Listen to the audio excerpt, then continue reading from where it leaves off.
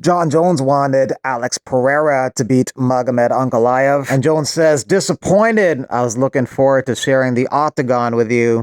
Ankalaev says, "Johnny Steroid Machine was very disappointed. I beat Alex. Please fight Big Tom Aspinall and stop running." Jones was saying Pereira was the guy he wanted to fight, but now with him losing the belt, a super fight with him no longer makes sense and eliminates him as a possibility to fight. So it's just Tom left for him. Tom or nothing.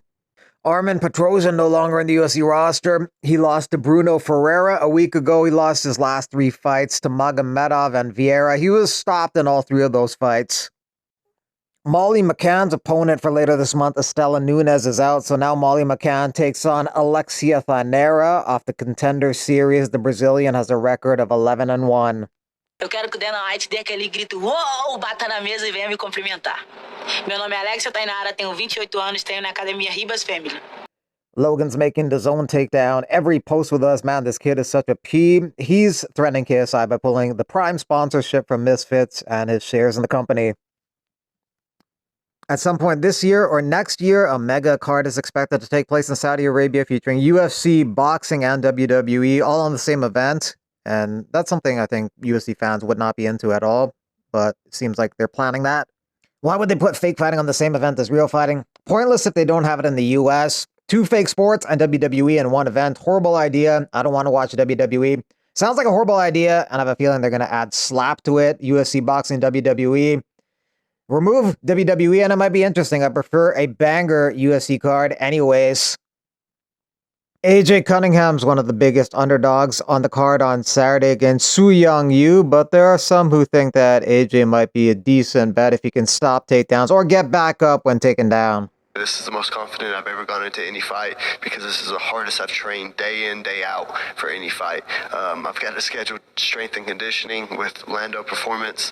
I'm on Factory X. I train 2 times a day with these killers constantly. I'm around these killers 6 days of the 7 of the week. And so while there's pressure with what could happen, I don't focus on that. I focus on all the work that's been done and all the advancements I've made with my game. So I don't feel too much pressure. I feel a lot of excitement. First and foremost, I want to make God happy, which is exactly why I've given up the marijuana for 70 days and I've given up so much. Is I want to please him. I want to be one of his top soldiers. I want to prophesize his word and what he's done for me and my whole life from childhood to today, this transformation this past year. And that's the top priority. But yeah, obviously I want to make a statement. I want to be a badass problem in the bantamweight division, and I will be a badass problem in the bantamweight division. Thanks to the help of Factory X, thanks to the help of my cousin Bryce Mitchell. Hey, brother, fuck Bryce Mitchell. Paul Hughes versus Bruno Miranda, May 10th in Belfast, same day as UFC 315. PFL not booking Usman versus Paul Hughes. Again, a tragedy and a big fumble in my opinion. Big fumble. UFC officially requested a permit for the May 17th event to be held at the UFC Apex, so it will no longer be in Qatar, but at the UFC Apex in Vegas.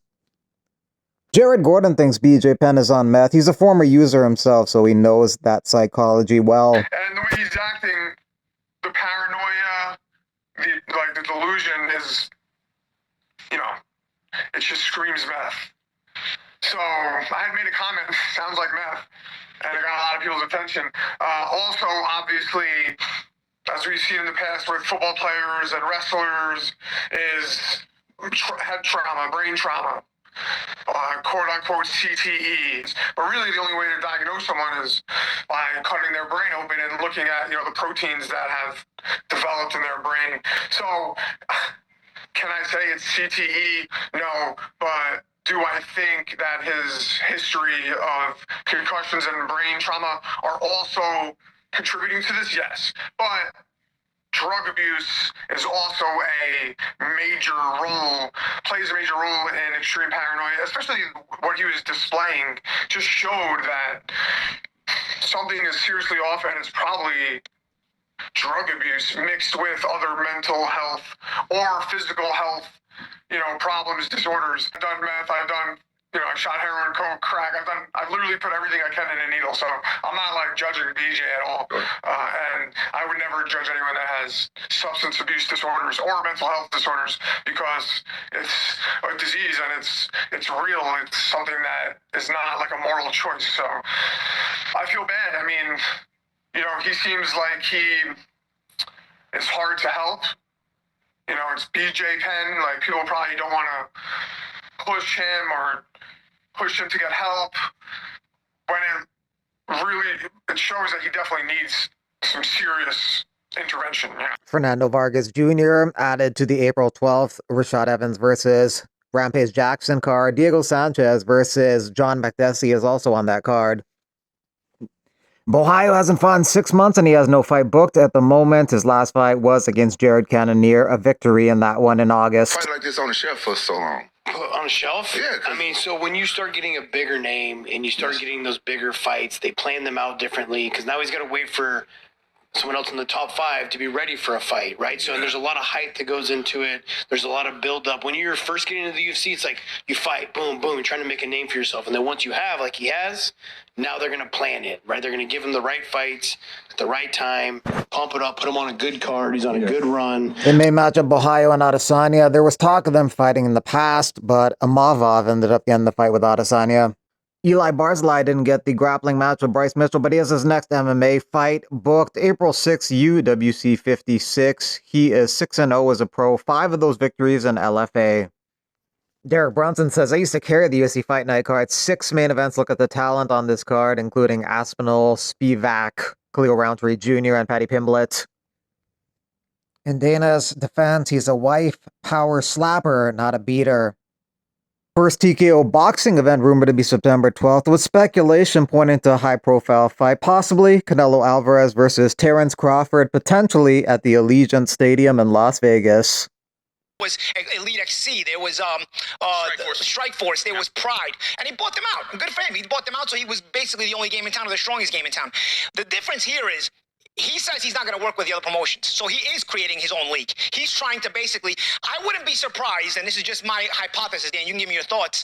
I wouldn't be surprised if the fighters that he signs to these contracts have no allowance at all. They cannot be in any rankings. There's in any sanctioning bodies. The promotion will have, the TKO promotion will have its own rankings, its own belt, so on and so forth. And if you do that, you are creating a league, no matter how much you want to play on words. And that's what I mean about the deceptiveness of this guy. I'm Andre Petrosky, UFC fighter. And before my grueling workouts, I drink Tatsu tea. It's made with matcha, used by the samurais before battle for energy, focus, and hydration. It's a sustainable source of energy and slow-acting caffeine. Look, I'm not an expert on nutrition, but I know how to put a mother to sleep. He's out! He's out! Wow! Being a UFC fighter, I have some of the best experts and nutritionists in the world, and they approve of this drink. Buy Tatsu tea.